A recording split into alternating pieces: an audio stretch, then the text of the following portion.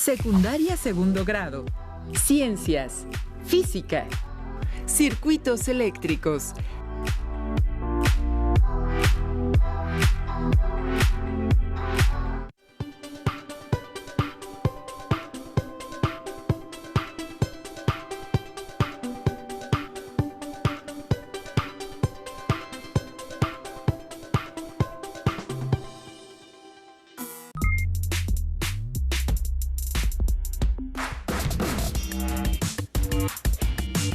Bienvenidas y bienvenidos a una nueva sesión de Aprende en Casa 2, dedicada a la asignatura de Ciencias Física para alumnas y alumnos de segundo grado de secundaria.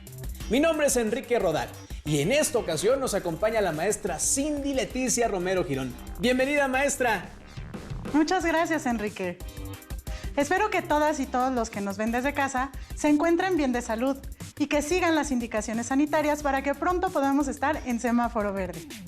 Esta sesión se llama Circuitos Eléctricos y nos enfocaremos a analizar sus características y las partes que lo componen. Recuerden tener a la mano su cuaderno y lápiz o bolígrafo para que puedan anotar las ideas principales, así como preguntas y reflexiones que surjan a partir de lo que veamos. No olviden consultar su libro de texto, que les puede ayudar a profundizar en el tema, resolver sus dudas y proporcionarles diversos ejemplos. ¿Comenzamos, maestra? Me parece perfecto. Vamos a iniciar haciéndonos unas preguntas. Alumnas y alumnos que nos ven desde casa, anótelas en su cuaderno y traten de responderlas. Las preguntas son: ¿alguna vez has visto un circuito eléctrico? ¿Qué función piensas que tiene o qué tarea realiza? ¿Cuántos aparatos de su casa piensan que utilizan circuitos eléctricos para funcionar? Vaya, maestra, ahora sí me puso a pensar, pero creo que es importante que antes de preguntar si alguna vez hemos visto un circuito eléctrico, es necesario saber qué es. Por supuesto. De forma simplificada, podemos decir que un circuito eléctrico es una trayectoria cerrada, por la cual fluye la corriente eléctrica. Maestra, ¿con qué unidad medimos la corriente eléctrica? Ya no lo recuerdo.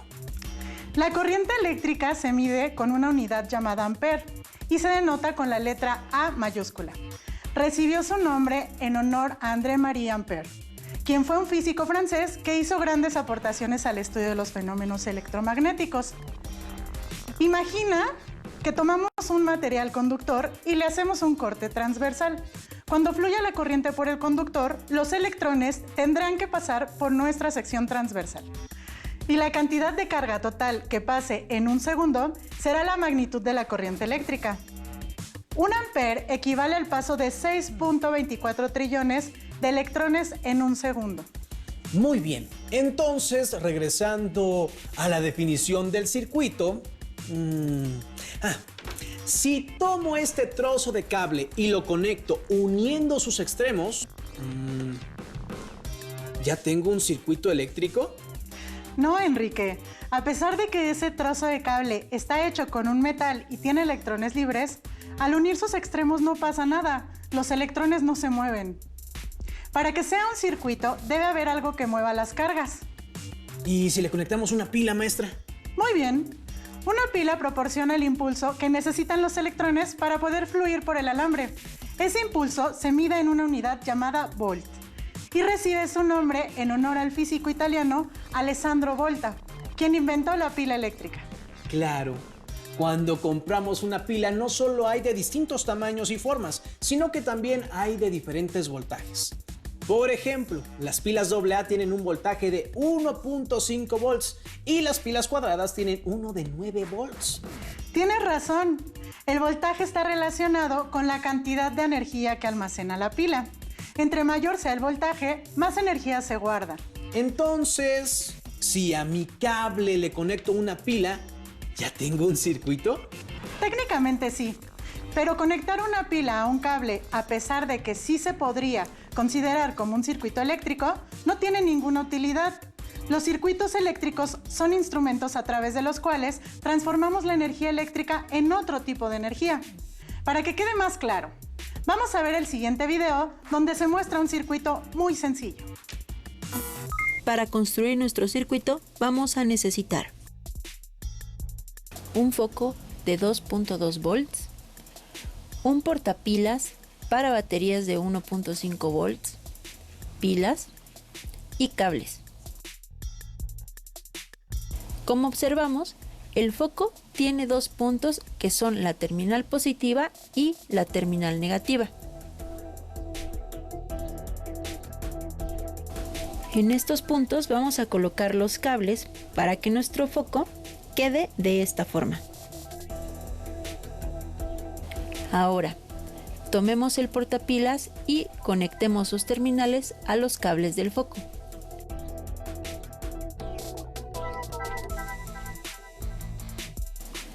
Como sabemos, el foco es un componente eléctrico que convierte la energía eléctrica en luminosa.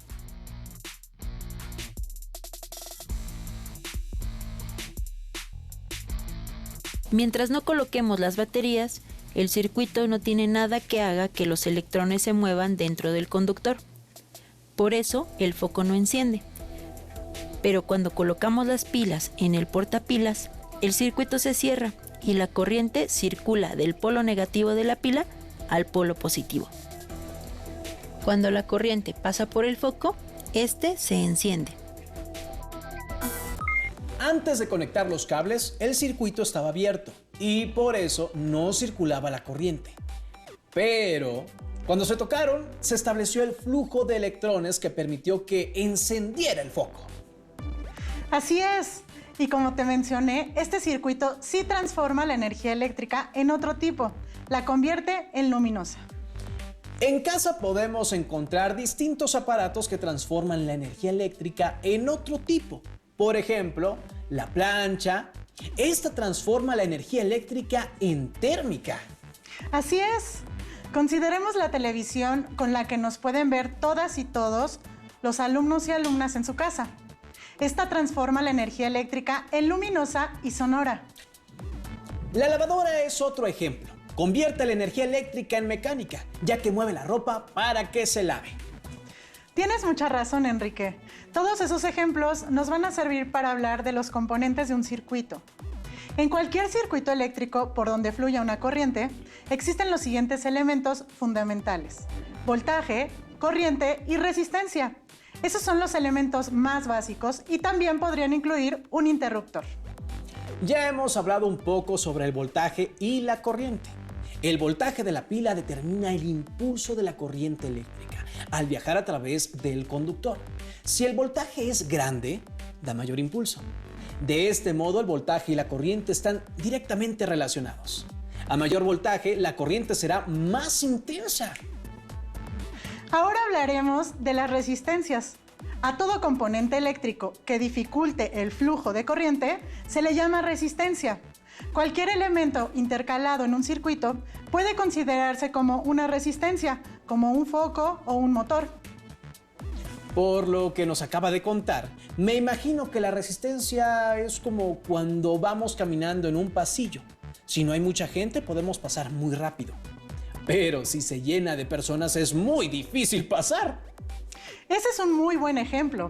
Todos los materiales presentan cierta oposición al flujo de la corriente eléctrica, pero unos obstruyen la circulación más que otros. Ya sabemos que los electrones circulan con cierta facilidad en los metales, pero los materiales que son aislantes tienen una gran cantidad de resistencia al flujo de electrones. Estos materiales también reciben el nombre de dieléctricos. ¿Es por eso que los cables por donde pasan corriente eléctrica siempre están cubiertos con plástico? Así es. Cubrir un cable conductor con un material dieléctrico permite contener el flujo de la corriente y que solo se presente dentro del conductor. Si la resistencia es pequeña, fluirá una gran corriente. Sin embargo, si la resistencia es grande, menos electrones pueden circular. Entonces, la corriente y la resistencia están relacionados inversamente. Cuando una aumenta, la otra disminuye y viceversa. Excelente observación, Enrique. La resistencia se mide en ohms y recibe su nombre en honor al físico alemán Georg Simon Ohm, quien realizó muchas investigaciones sobre la corriente eléctrica. Estas investigaciones lo ayudaron a observar que si en un circuito aumenta el voltaje, mayor es la intensidad de la corriente eléctrica. Y por otro lado, si aumentaba la resistencia, disminuía la intensidad de la corriente. Muy bien, Enrique.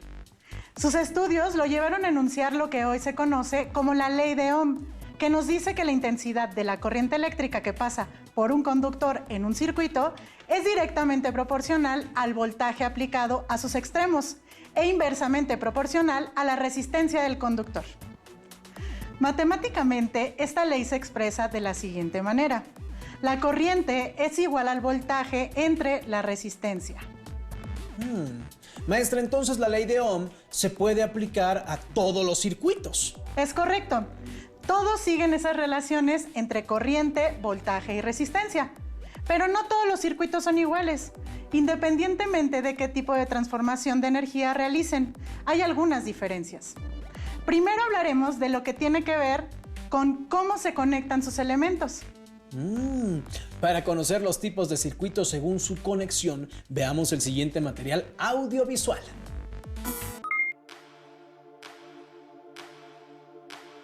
Un circuito está conectado en serie cuando los elementos que lo componen se conectan uno después del otro. Es decir, la terminal positiva del primero se conecta con la negativa del segundo y la positiva del segundo con la negativa del tercero, y así sucesivamente. Aquí la corriente circulará recorriendo todos los elementos. Para observar este tipo de circuitos vamos a utilizar una placa de pruebas que es muy común en la elaboración de prototipos de electrónica. La placa de pruebas es un tablero con orificios que se encuentran conectados eléctricamente entre sí de manera interna, habitualmente siguiendo patrones de líneas. Todos los orificios que se encuentran en estas líneas externas están conectados entre sí de este modo, mientras que en la parte interna las líneas se conectan de esta forma. Podemos ver que ya se encuentra conectado un componente. Este es un resistor. Se utilizan para limitar el valor de la corriente o para fijar la magnitud del voltaje. En nuestro caso, lo utilizaremos para limitar el valor de la corriente que fluye por el circuito. En lugar de focos, utilizaremos LEDs, que actualmente son muy comunes. Para que el LED encienda, el pin más largo debe ir al polo positivo de la fuente de energía, mientras que el más corto va al negativo. Para alimentar nuestro circuito, utilizaremos una pila de 9 volts conectada a un portapilas. Para conectar los LEDs en serie, primero colocamos el pin más largo del primer LED en la línea donde llega el resistor.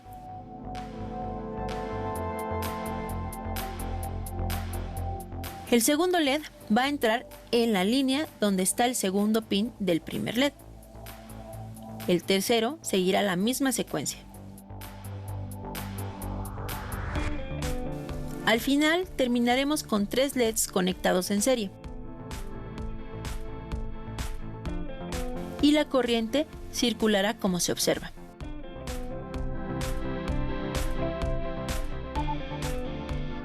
Si conectamos la batería, los 3 LEDs encienden.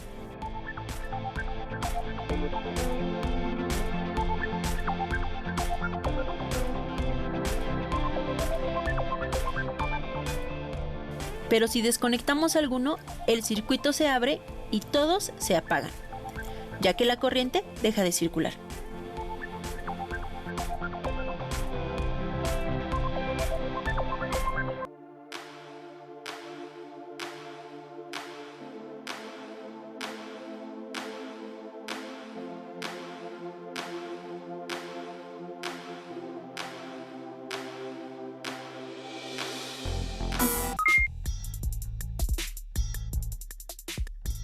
Cuando un circuito está conectado en paralelo, sus elementos son independientes. Sus terminales se unen en 2 extremos comunes, llamados bornes, que a su vez se conectan a la fuente de energía o voltaje.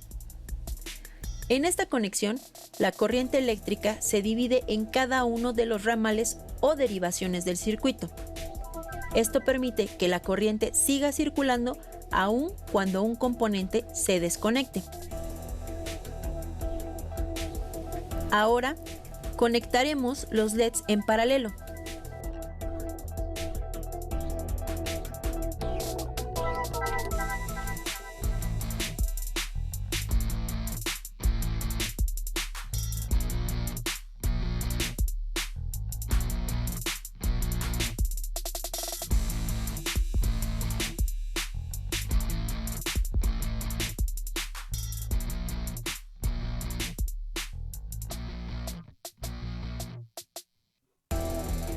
En este caso, podemos observar que los pines de los LEDs van a coincidir en las mismas líneas. Por eso decimos que su conexión es con sus extremos comunes. Después, las líneas donde coinciden las terminales serán conectadas a la batería.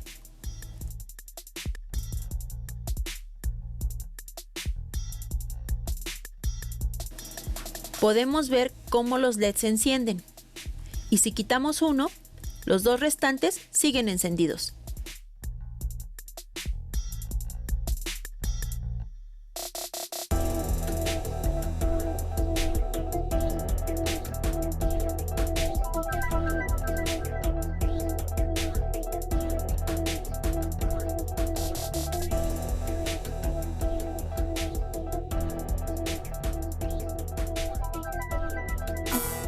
¡Qué interesante, maestra! Creo que las series de Navidad, las que colocamos en nuestro árbol, están conectadas en serie. En el mismo nombre lo dice. Y lo sé porque cuando se descompone un foco, se apagan varios. Sí, tienes razón. Por otro lado, en un multicontacto, todos los contactos están conectados en paralelo. Es por eso que podemos conectar varios aparatos a la misma vez. Y si quitamos uno, no se apagan los otros. ¿En qué otra cosa se diferencian los circuitos? En el tipo de corriente que los alimenta, que puede ser corriente alterna o corriente directa. Se me hacen conocidos esos términos, pero no sé bien qué significan. En la corriente directa, los electrones se están moviendo siempre, en la misma dirección y con la misma energía. Este tipo de corriente lo obtenemos de las baterías. Por otro lado, en la corriente alterna, los electrones avanzan y retroceden alternadamente. Es decir, las cargas no se desplazan a lo largo del conductor, solo oscilan respecto a una posición. Este tipo de corriente es la que obtenemos de los contactos en nuestra casa. Cuando conectamos un aparato eléctrico, por ejemplo. Maestra, ¿es posible que podamos construir una lámpara con materiales de reuso que adornen nuestro foro? Por supuesto que sí. Para construir una lámpara necesitaremos un socket, un foco, cable con 2 polos, una botella de vidrio que ya no utilicemos, una pantalla para lámpara, cinta de aislar, un interruptor, una clavija, alambre delgado, un destornillador en cruz y uno plano. Ya tenemos todo listo, maestra. Nuestra lámpara va a utilizar corriente alterna porque la vamos a enchufar al contacto de pared. Entonces, el voltaje lo va a recibir de aquí. Enrique, ¿sabes cuánto es el voltaje que nos entregan las tomas de corriente de nuestra casa? Bueno, si las compañías de luz nos entregan un voltaje de 127 volts, es mucho si lo comparamos con los que nos entrega una batería. Tienes razón, pero debemos considerar que los aparatos que utilizamos en casa necesitan más energía eléctrica que la que nos da una batería, además de que utilizamos varios a la vez. Entonces, regresando a la lámpara, lo primero que vamos a hacer es construir el circuito para que pueda pasar la corriente eléctrica. Usaremos un enchufe el cable conductor, interruptor y foco. Enrique, te voy a decir lo que hay que hacer y tú lo vas realizando. Muy bien, maestra, manos a la obra. Primero, vamos a desarmar el enchufe. Notarán que tiene 2 tornillos. Vamos a tomar el cable y separar los polos. Luego, debemos remover el recubrimiento aislante de ambos polos. Debemos remover aproximadamente 3 centímetros del aislante. Ya desarmé el enchufe, maestra. ¿Ahora qué debemos hacer? En los 2 tornillos que tiene el enchufe, debemos enroscar firmemente un extremo de cada polo del cable. Primero un lado y luego el otro. Bueno, ¿qué creen? Ya lo tenía armado. Debemos tener mucho cuidado de que las partes expuestas de los cables no se toquen entre sí. Para asegurarnos, podemos colocar cinta de aislar si creemos que es necesario. Ahora sí, maestra, con este enchufe vamos a proveer de voltaje a nuestra lámpara. ¿Qué sigue? Vamos a agregar el interruptor. Primero hay que desarmarlo y de forma análoga a como lo hicimos con el enchufe, primero colocamos una punta de un lado y la otra punta del otro lado. De nuevo, es muy importante que no se toquen los cables. Déjeme nada más. Lo aprieto.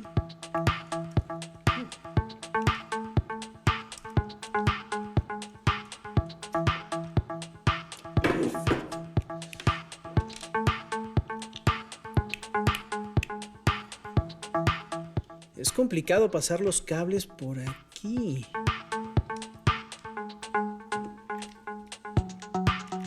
Ahora sí, con esto vamos a poder abrir y cerrar el circuito para que pase la corriente o interrumpamos su camino sin tener que desconectarla del contacto. Lo siguiente es conectar nuestros cables con el socket que recibirá el foco. De igual forma que en los pasos anteriores, debemos remover unos 3 centímetros de aislante del cable, desarmar el socket y ajustar el alambre en los tornillos, cuidando que los cables no se toquen. Así se ve por dentro. Te quedó bastante bien. Ahora hay que construir la base de la lámpara. Con el alambre delgado vamos a moldear una base para que sostenga el foco y el socket. Debemos tener cuidado para que este alambre no toque ninguna parte metálica del socket, ya que podríamos generar un cortocircuito. Si no estamos seguros, podemos recubrir el alambre con cinta de aislar.